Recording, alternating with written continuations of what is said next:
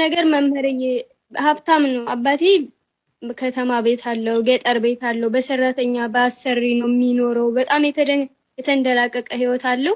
እኔና እናቴ ደግሞ ኩርምት ያለ በኢትዮጵያ አንደኛ ድሃ ነን እኛ ደግሞ እና ዞር ብሎ ሊያየን አይፈልግም። በባዶ እግሬ እየሄድኩ እንኳን ቢያኝ ምንም ዞር ብሎ አያየኝም። በጣም ያስጨክነው ነበር። አሁን ግን የእውነት ጠልቶኝ ሳይሆን መንፈሱ ነበር እንደዛ የሚያደርገው። አዎ በትክክል ግን አባትሽ የሚጠነቁሉትም ሆነ የሚደግሙትን ድግምት የሚፈልጉ ሰዎች ቤታቸው ይመጣሉ ወይስ ለራሱ ለግሉ ብቻ ነው የሚጠቀሙ? አረ ይመጣሉ። ታዋቂ እኮ ናቸው። ታዋቂ አንቱ የተባሉ ታዋቂ እንትን ደብተር ገላጭ ነው መጽሐፍ ገላጭ ናቸው። ይቀጠቅጣሉ፣ ስራ ስር ይምሳሉ። ምን ልበልክ መምህርዬ ብታይ መጽሐፍ አለው። እኔ ደግሞ አንድ ቀን ቤት ሄድኩኝና እኚህ ሰውዬ ለምንድን ነው አንድ ቀን ቀይት ወፍ በጣም የምታምር ቀይት ወፍ አምጡና እሷን ገላችሁ አድርቃችሁ ቆልታችሁ ፈጭታችሁ በሩ ላይ አርጉበት እንደዛ ሲል በጣም ነው የዘገነነኝ። እንዴ መምህር ይህ ሰውዬ ምንድነው እንደዚህ የሚናገረው አልኩኝና ይሄን መጽሐፍማ ገብቼ ማንበብ አለብኝ ብዬ አንድ ቀን መጽሐፉን እንስታርጌ እሱ ቤተክርስቲያን ሄዳል ሰንበቀንና እንዴ ደግሞ ገባውና መጽሐፉን እንደዚህ ሆኖ ነው ቤተክርስቲያን ይሄዳል። ደግሞ እኮ የሚገርመው ነው እኮ። አዎ ይሄዳል እንዴ ሀለቃን የሚባለው በጣም ትልቅ ስልጣን ያለው በጣም ሰዎች በርከክ ብሎ ነው የሚሳለሙት። የሚገርም ነገር መምህርዬ እና ገልጬ መጽሐፉን ከዛ ድንገት መጣብኝና ምን ሊገለኝ ነው ያለው። በቃ ከዛ የትላንትናው ወፍ ያቺ ቀይዋ ቆንጆዋ ወፍን እየፈለኩ ነው። ለምንድን ነው የምትገላት ያቺን ወፍ ስለው በጣም ሳቅ ብሎ ግን በቁጣ ሳቅ ነው የሳቀብኝና መጽሐፉን ቀምቶኝ ምናምን አስቀመጠው ማለት ነው። ከዛ በኋላ መግባባት ቀይ ወፍ አምጡና ትገደልና ደርቃ ተወቅጣ ዱቄት ሆና እንግዲህ ለሰላቢነት ለአብራን ከርት ነው እንግዲህ ብዙ ጊዜ የሞራ ስጋ የወፍ ስጋ ምናምን የሚያደርጉት ለስልብናና ለአብራን ከርት ለሚጠቀሙበት። ግን ይሄንን ሲሰሩ ቤተክርስቲያን ሄደው ቆይተው ሲመጡ አሁን ተሳልሞ የመጡ ቆርበው ወይ ደግሞ አስተምሮ መጥተው ሊሆን ይችላል። በዛው ልክ ደግሞ ቤታቸው የሚሰሩትን ነገር ደግሞ የሚያቆም ሰዎች ይኖራሉና ቄሶች፣ አገልጋዮች አብረው ይመጣሉ፣ ቤት ይተባበሩታል። መምህር አው የሚገርም ነገር የወንድሙ ልጅ ቄስ ነው፣ የልጁ ባልም ቄስ ነው። ቄስ ማለት ነው። የልጁ ልጅም ደግሞ ቄስ ነው። አንድ እኮ ናቸው።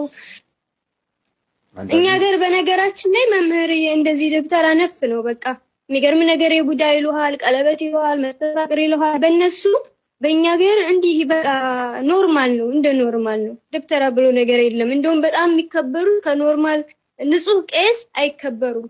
ንጹህ የሆኑ ቄሶች አሉ፣ ክብር የላቸውም፣ ሰው አያከብራቸውም። እነዚህ ድግምት የማያውቁ ማለት ነው አይደል? አው ድግምት የማያውቁ ከሆነ የማይረባ ብለው ነው እንደው የሚጠሯቸው። ምንም እነዛን ያክል ክብር የላቸውም። እንግዲህ ትልቅ እኮ ጸጋ፣ የሚገርም ጥሩ ስም እኮ ነው እኮ ማይረባ መባል። እውነት ነው፣ ማይረባ መባል ይሻላል። ይሄንን ተዋርሰውት እንትን ከሚሉ እውነት ነው። በጣም ከባድ ነው። ላወቀውም እውነት ነው። አዎ የሚገርምሽ ለማሰራትም ለማስደገምም ለአብሾም ለምንም የሚመጡ አገልጋዮች ጓደኞቹ ከሆኑና የሚተባበሩት ከሆኑ የልብ የበለጠ የሚሰማው የዛን ጊዜ ነው። ግን ጊዜው እንደሄደ አሁን እንደሰለጠነ እንደዚህ አይነት ነገሮች እንደሚሰሩ ደግሞ አሁን ስንናገር ምን ስንል ሆን ብለን ስለ አባቶች የምናወራ የሚመስላቸው ሰዎች አሉና ምን ትያለሽ? ስለ እነዚህ ሰዎች ስለ ካህናት የምናወራ ይመስላል መምህር። እኔ የሚገርም ነገር እስካሁን ድረስ ያው መምህር ተስፋዬ ከኔ በላይ ይናገራቸዋል። ለምንድን ነው ግርም ይለኛል። ቤተክርስቲያን ውስጥ ቦታ ያላቸው ራሱ እንዴ ይታወቃል እኮ ግልጽ እኮ ነው። የሚገርም ነገር አብሾ የማይጠጣ የለም በእኛ ሀገር፣ የማይቀጠቅጥ የለም። እነዛ የማይቀጠቅጡት እንኳን ቦታ የላቸውም። ቤተክርስቲያን ውስጥ ቦታ የላቸውም። የእውነት ይሰድቧቸዋል። ምንም እኮ አቅም ይሄ እኮ ዝም ብሎ የማይረባ ነው ይላሉ። የቆሎ ተማሪዎች እያሉ ገና መፈተኛ የሚባል ነገር አለ። መስተፋቅር መፈተኛ ይዳርጋሉ። ይሄ ንጹህ ተማሪ ምንም የማያውቀው ተማሪ አንድ ጊዜ ያሳብዱታል፣ አንድ ጊዜ ከትምህርቱ ያወድቁታል፣ አንድ ጊዜ በቃ ይሰቃያል። እንዳይሰቃይ ግን መጀመሪያ የሚያውቀው ይሄ ቅጠላ ቅጠሉን ነው። መጠበቂያ ይላሉ፣ ግርማ ሞገስ ይላሉ። ምን ልበልክ ብዙ ነገር ነው ያለው። ይገርማል። ስለዚህ እንደው ጠቅለል እናድርገው ብዬ ነው። ምክንያቱም ብዙ ካወራን ሆን ብለን ታርጌትሊ እኛ የተዋህዶ ልጆች ያልሆንን ሆኖ ታርጌት ያደረግን ለጠላት አሳልፈን የምንሰጥ እንዳይመስል እኛም ደግሞ ቤታችንን ስለምንወዳት ሆዲት ጆ ብለን እንለፈውና ወደ እስልምና እንድትገቢ ያደረገሽ ይሄኛው አይነት የአባትሽ አካሄድ ነው ማለት ነው። አዎ መምህሬ፣ የመጀመሪያ አሪፍ የሆነው እንጂ በህፃንነቴ ታምሜ ሙቼ እንደነበር እናቴ ነግራኛለች። ሞተሽ ተለቅሶ ውሃ ቀርቦ የሬሳ ማጠቢያ ውሃ ሌለ እሱ ቀርቦ አጥበው ሊገንዙ እናቴ ግን እምቢ አለች። ገና ሙቀቱ አልበረደም፣ የሰውነቷ ሙቀቱ አልበረደም እና ልጅ ያልሞተችም ብዬ አንቺ ላይ ሁኜ ድንግል ማርያም እያልኩ አለቅስ ነበረ። የተወለድኩት የሚገርም ነገር መምህርዬ በልደታ ማርያም ነው። በአንድ ነው የተወለድኩት እና ስታለቅስ ከሞትኩ በኋላ ከትንሽ ደቂቃዎች በኋላ ምናምን አጎቴ ይሳደባት ነበረ እናቴን። ሙታለች እኮ ለምንድን ነው እንደዚህ ይላታል።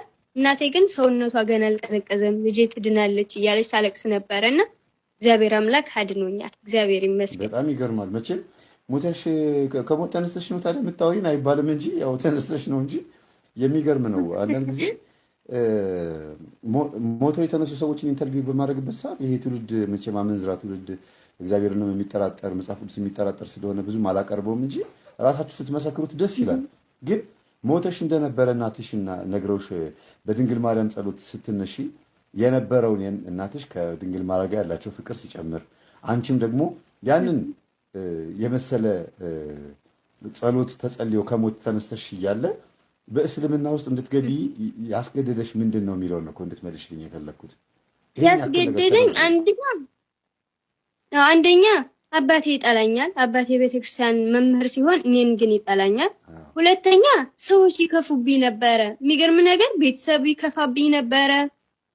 ድሃ ሁኜ እየተማርኩ 7ኛ እና 8ኛ ክፍል እየሰራው በሳምንት 2 ቀን ከትምህርት ቤት ተፈቅዶልኝ በሳምንት 2 ቀን እየተማርኩ ሌላውን ግን ኮብልስቶን እየሰራው ነበር መማረው። ህንጻ እየሰራው በጣም ቀጭን ነኝ። ወገቤን ታጥቄ ከወንዶች ጋር ሲሚንቶ እየተሸከምኩ ሀብታሞች ቤተሰቦቼ ግን ምንም አይረዱኝም። እና የሚገርም ነገር እነዚህ ሙስሊሞች ግን እንደውም ባይረዱልኝ እንኳን አላህ ያሽርሽ፣ አላህ ደህና ጊዜ ያምጣልሽ፣ አይዞሽ፣ በርቺ ሲሉኝ በእጅግ ወዳቸዋለሁ። የሚገርም ነገር መምህርዬ፣ በጣም ይገርማል። አዎ ፍቅር ሰጥተውሻል እና ክርስቲያን አዎ በጣም ፍቅር ይሰጡኝ ነበረ። ደግሞ ማያቸው ወንዶቹ ራሱ የክርስቲያን ወንዶች እኔን የሚጠይቁኝ ለዝሙት ነው። ድሃ ስለሆንኩኝ ብቻ ገንዘብ ሰጥተው ሊጫወቱብኝ ነው የሚፈልጉት እንጂ የእውነት ለትዳር አስቦኝ አያውቁም። በዚህ ደግሞ በጣም እማረርባቸው ነበር። ምን አይነት ተፈጥሮ ነው? እውነተኛ ክርስቲያን እውነተኛ ሃይማኖት ቢሆን እንደዚህ አይሆኑም ነበረና መጨረሻ ላይ ሙስሊም ላገባ ሙስሊም አፈቀርኩ፣ ሃይማኖቴን ቀየርኩ። የመጀመሪያው ቅየራዬ አየሽ። አሁን ያዝ አድርጊልኝና በሃይማኖትሽም አባትሽን እያየሽ ቄስ መሆናቸውና ቀድሶ ሲመጡ ግን የቤት ውስጥ የሚሰሩትን ክፉ ነገር ስታይ አንድ፣ ሁለተኛ ነገር ደግሞ የግል ህይወትሽን ስትጀምሪ ደግሞ ወንዶች ክርስቲያኖች ሆነው የሚጠይቁሽ ጥያቄ ደግሞ የዝሙት ጥያቄ እንዲሆን አጠቃላይ ሃይማኖትሽን እንድትቀይሪ ብዙ ጊዜ የሚፈልግ መንፈስ ነበረ። ከእምነትሽ ልትወጪ የሚፈልግ መንፈስ ነበረ። ይሄንን ታዲያ ይሄንን እንደዚህ ያዥልኝና አባትሽ ላይ አንዳንድ ጊዜ የሃይማኖት ችግር አለባቸው ወይ ታስቢያለሽ? ይሄ መጠራጠር ማስካድ ወይ ቅብአት ምን የሚባል የእስላም ዛር እንዳለባቸው ምናምን የሰማሽው በቤተሰብ በእናትሽም ወይ በአያትሽ በኩል ካለ ነው እንደዚህ ብዙ ጊዜ አንዴ ወሰድ አንዴ መጣ የሚያደርገውና እንዴት ታዲያ አባትሽን እንደዛ ምግባር እያየሽ የሚጠይቁሽም ወንዶች ክርስቲያኖችን በሙሉ የዝሙት ጥያቄ የሚጠይቁሽ አድርጎ እምነትሽን እንድትክጂ አድርጎ ዛሬ ላይ ግን እንዴት አመለጥሽ የሚለው ነገር ሳስበው ገርሞኝ ነውና አመቻችቶ ምንድን ያደረገው ሙስሊም እንድታገቢ ያደረገ። ፍቅር ሰጥተውሻል፣ ጥሩ ነው። በችግርሽ ጊዜ ደርሰውልሻል፣ በጣም አሪፍ ነው። ድሮንም እኛ ከፕሮቴስታንት ይልቅ ሙስሊሞችና ኦርቶዶክሶች ተስማምተንና በፍቅር ኖረን የምናውቀው የተስማማናውም ከእነሱ ጋር ነው ለረጅም ዓመት። እንደው መሀል ላይ ያሉ ፖለቲካዎች የሚያጋጩ ቢሆንም በጉርብትና ግን ፍጹም ሰላም የነበረው ከእስላሞች ጋር እንጂ ከፕሮቴስታንቶች ጋር ተስማምተን አናውቅም። ግን ይሄንን በስራም ሆነ በፍቅር ከእነሱ ጋር ስትገናኝ ፍጹም የሆነ ፍቅር ሰጥተውሽ ደግሞ ከገባሽ በኋላ እንዴት ደግሞ ተመለስ ለመገላገል የመጀመሪያው መንገድ ማለት ነው ንስሐ። ለምን ኃጢአትን ተሸክሞ መሄድ በራሱ ጭንቀት ነው፣ ክብደት ነው በራሱ ነው እኮ የምንለው አይደል? ንስሐችን ተናዘን ስንመጣ ደስ ይላል። በቃ አሁን እግዚአብሔር ምህረት አድርጎልኛል፣ እንደዚህቹ ንስሐ እንደገባሁኝ ስጋው ደግሞ እንደተቀበልኩኝ ወስድ ባረገኝ የምንለው ነው ጊዜ አለ። ነገ ሲነጋ ምን አረግ ይሆን እግዚአብሔር ምን አረግ ያሳዝነው ይሆን አለ የምንለው እና ቀጣዩ ደግሞ ሌላ ጭንቀታችን ደግሞ ሲጋራ ሱስ ያለበት ሲጋራውን ሲያየው፣ ዝሙት ሱስ ያለበት የሴትን የወንድን ምናምን ያንን ምናምን ሲያዩ ባይኑ ሊናቸው ትዝ ይላቸው። ምግብም ከሆነ ምግብ፣ በጾም ውስጥ ስጋ ከሆነ እንደዛው፣ ወይም ደግሞ ሐሜትም ከሆነ ያ ንስሐ የገባችሁበት ጉዳይ በእናንተ ዙሪያ ሲያንዣብብ ሌላ ጭንቀት። ስለዚህ መለማመድ ያለባችሁ ያን ነገር ላለማድረግ ከዛ ነገር በመራቅ ብቻ ሳይሆን ያን ነገር ምንድነው ብሎ በማወቅም ጭምር ነው። ከጭንቀት ለመገላገል ሁለተኛ መንገድ ምንድነው? ዕውቀት ነው። መጀመሪያ ንስሐ መግባት፣ ቀጥሎ ደግሞ ዕውቀት። የምን ዕውቀት? ኃጢአት ምንድነው? ጽድቅ ምንድነው? ስጋ ምንድነው? ነፍስ ምንድናት? መንግስተ ሰማያት ምንድነው? ገነት ምንድነው ብሎ ማወቅ ያስፈልጋል። የተሻለው ዓለም ነው እግዚአብሔር ለኛ ያቀደልን። አስቀድማችሁ ጽድቁና መንግስቱን ፈልጉ ሌላ ሁሉ ይጨመርላችኋል ያለው። ለምንድን ነው ጽድቁና መንግስቱን ፈልጉ ያለን? እዛ ምን ስላለ ነው? መንግስተ ሰማያት ቀርባለችና ንስሐ ግቡ፣ አስቀድማችሁ ጽድቁና መንግስቱን ፈልጉ። መንግስት የተባለው ምንድን ነው? ጽድቅ፣ እውነት ነው። የትኛው እውነት ወደ የትኛው መንግስት ነው የሚያደርሰው? ይሄን በደንብ አድርገን ስናውቅ የዚህ ዓለም ነገር ከንቱ መሆኑ ይታየናል። ለቁመተ ስጋ ያክል ብቻ እንበላለን፣ ዝም ብሎ ከሰው ጋር ለመኖር ያክል ብቻ። ከዛ በኋላስ ሰው ላለማስቀየም ጥረት ታደርጋላችሁ። ሐሜት ሲያሙ ከሐሜቱ ዞር ትላላችሁ አይደለ? እንዲያው ምን ሲያማ ሰው ሲያማ ለኔ ብለህ ስማ እንደሚባለው ማለት ነው። አዎ እስቲ ልቦና ይስጣቸው ምናምን ብላችሁ ሰም አይደለ? በቃ እንደዚህ እልፍ የሆነ መጥፎ ነገር አይ እኔን አይመጥነኝም ብላችሁ ቶሎ እጥፍ ማለት ከመጀመሪያው ጀምሮ ማለማመድ። እኔ አሁን እንዲያ ነገር ከልጅነት ጀምሮ እለማመድ ነበረ፣ ፈጽሞ ባልሆነ አሁን ግን ቢራ ይዘው ጓደኞቼ ሲጨዋወቱ ምን ሲሉ እኔ ምሪንዳ ይዤ ነበር የምቀመጠው። ማለት ራሴን በዚህ ነገር ውስጥ አምጥቼዋለሁ በግድ ሰንበት ተማሪ ስለሆንኩኝ መንፈሳዊ መሆን ስለምፈልግ ከበፊት ጀምሮም ደግሞ እናቴ የቁርባን ሕይወት ስላስተማረችኝ በቃ እንትኑ ቅዱስ ቁርባን እየተቀበልኩኝማ ይሄን መብላት የለብኝም ይሄን ማድረግ የለብኝም የሚል አይነት ነገር አለማመጀው። ከዛ አዳብት አደረገኝ ውስጤ። አሁን የፈለገ ቢሆን መጠጥ ወደ እኔ መጥቶ አያውቅም። መጠጥ የሚባል ነገር ቀምሼ አላውቅም፣ የአልኮል መጠጥ ማለት ነው። ከዛ ሽታው ራሱ ያስጠላኛል። አያችሁ፣ አንድ ነገር ስትጠሉት ከሩቁ እንድትሸሹት ሊያደርግ የሚችል ነገር አብሮን የሚመጣላችሁ ፍላጎት ከሌለ አብሮ ከዛ ጋር ደግሞ እንድትሉት ያደርጋል። ቡና የሚጠጡ ሰዎችን አስተውሉ እስቲ። ቡና በጣም በቀን 3-4 ይጠጡ የነበሩ ሰዎች ማለት በማፍላት ነው ብላችሁ ስኒ ቢቆጠር 9-10 ስኒ ይሆናል ብዛቱ ማለት ነው። አንድ ጆግ በሉት በአንድ ቀን። እና እንደዚህ ይጠጡ የነበሩ ሰዎች ልክ ሲጠመቁ ወደ እግዚአብሔር መስመር ሲመጡ ቁርጥ ሲያደርግላቸው ቡና ሲሸታቸው ራሱ ይላሉ፣ በቃ ያስጠላቸዋል፣ በጣም ይላሉ። ያንን ነገር ማየት ያስጠላቸዋል። ለምን? ነቅሎ አውጥቶላቸዋል። አምጣ ቢለውን ያንን ኒኮቲኑን ይሄ ስጋ ፍላጎቱን የመንፈሱን አምሮት ወይም ግብሩን ከእናንተ ንቅላጎታል ማለት ነው። ስለዚህ ጭንቀት የሚመጣው ከምንድን ነው? ከምኞት ነው። ምኞት ኃጢአትን ትወልዳለች፣ ኃጢአት ደግሞ ሞትን ትወልዳለች ነው የሚለው መጽሐፍ ቅዱስ ቅዱስ ጳውሎስ። ስለዚህ ጭንቀት የሚመጣው ከምኞት ነው። አንድ ነገር በጣም እንመኘውና ከዛ በኋላ ምን እየሆነ ይመጣል? በግድ የሚያስፈልገን ነገር ሆኖ ይመጣል። እሱን ካላገኘን ማንኖር ማንውል ይመስለናል፣ ማንጠግብ ይመስለናል። ወይም ደግሞ እሱን ካላገኘን እምንሞት ይመስለናል። ስለዚህ ግዴታ ማምጣት አለበት ብለን ስለምናስብ ገንዘብም ይሁን ዝሙትም ይሁን ሌላም ውሎ ሊሆን ይችላል እዛ ቦታ መሄድ አለብኝ ብላችሁ ልታስቡ ትችላላችሁና ይሄንን አይነት ሱስ ማስወገድ፣ እኔ በዚህ ነገር አይደለም መኖረው ይሄ ነገር አያስፈልገኝም ብላችሁ ማሰብ።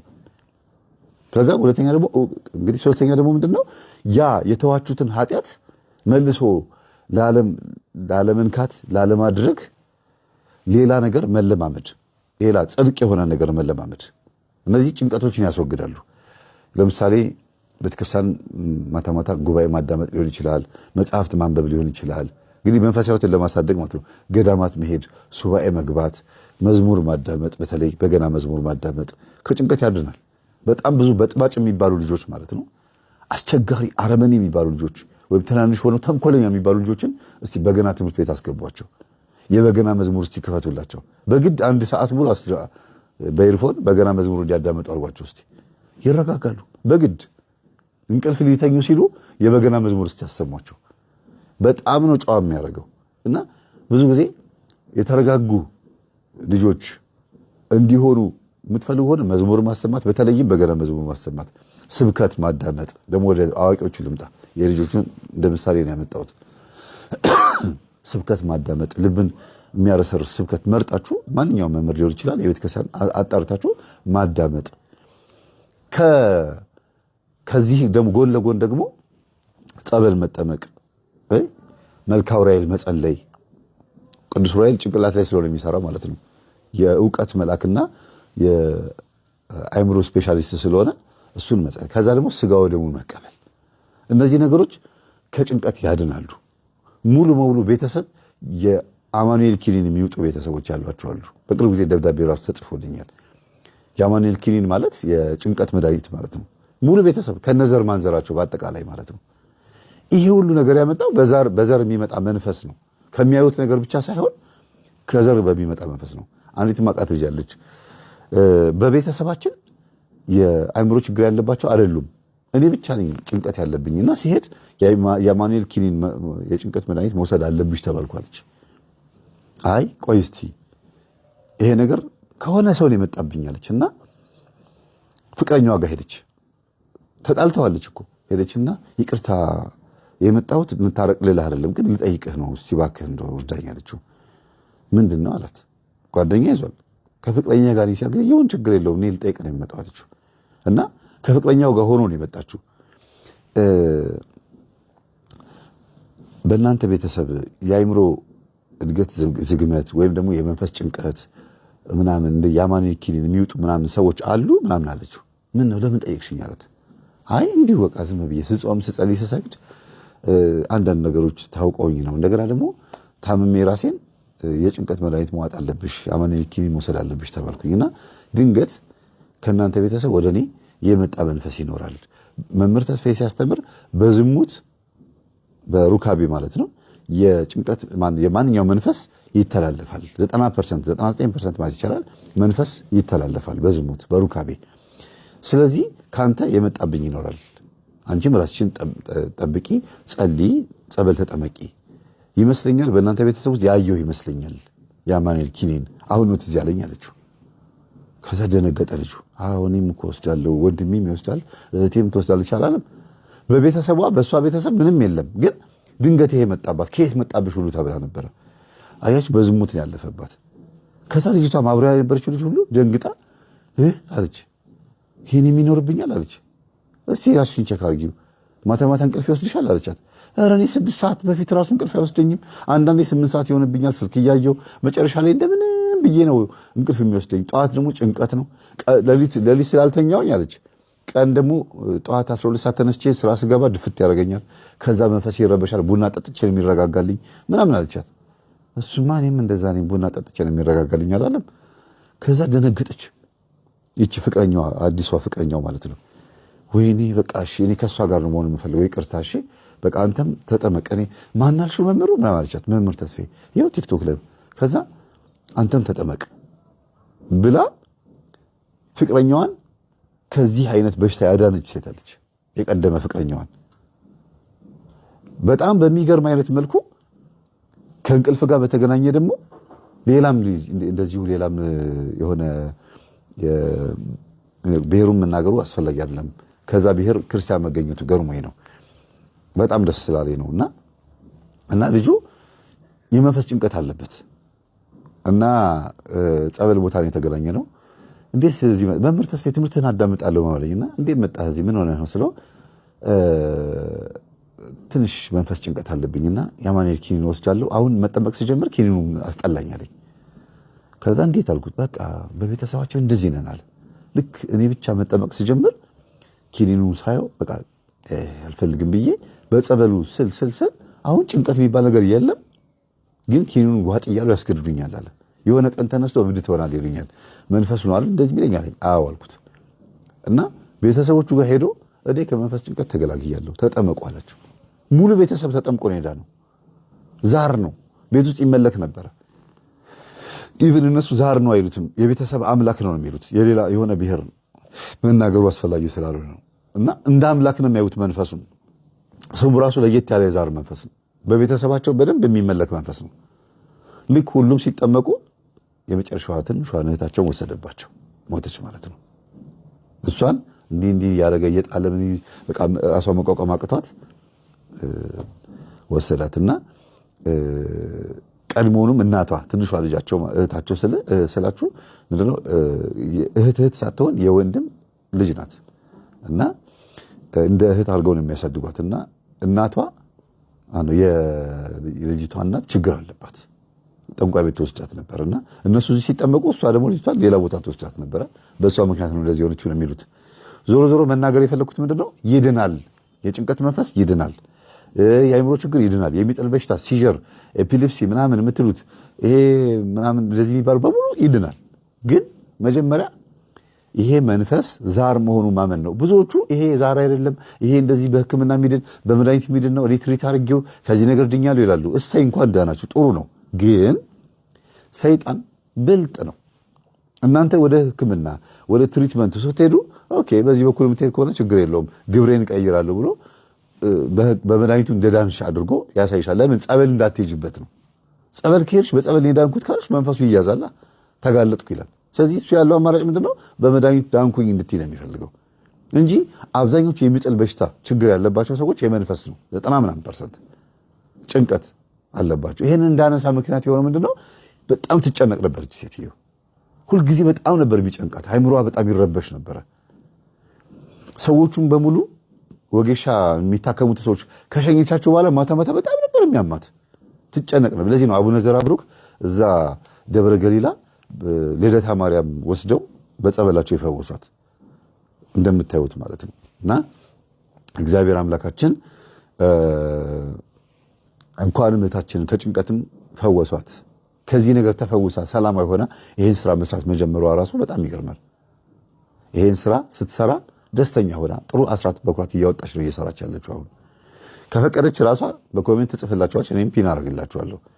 ግን ከምን አንጻር እንደሆነ አላውቅም፣ ስራው ምን እንደሆነ አትንገርብኝ፣ ወይም ደግሞ ምን እንደምሰራ እንዲታወቅ አልፈልግም ነው ያለችው። አሁን ትልቁ ሌላ ጭንቀቷ ደግሞ ምንድነው? ትዳር ነው። ልጅ ወልድ ይሆን ነው የሚለውና አትጨነቂ እህታችን። ጭንቀትን የሚያቀል ሸክማችንን የሚያራግፍ ኢየሱስ ክርስቶስን በአንገትሽ በመስቀል እንዲሁም በቅዱስ ቁርባኑ ተቀብለሽው እያለ መጨነቅ የለብሽም ነው የምለው። ሌላ ትልቁ ነገር ከእህታችን የተማርኩት ነገር ምንድነው? ቶሎ መመለስን፣ ቶሎ መቁረጥን፣ ቶሎ ወደ ውሳኔ መምጣትን በጣም በጣም ትልቁ ትምህርት ከእህታችን የተማርኩት እኔ። ብዙ ወንድሞች እና እህቶች አስተምሬያለሁ፣ በጣም ያለምጣሉ። በቃ እሺ በሚቀጥል ትምህርት አዳመጣች በጊዜ ስራ ሆኖብኝ እኮ በቃ በሳምንት አንድ ገጠመኝ እኮ ማዳመጥ እኮ ተቸገርኩ።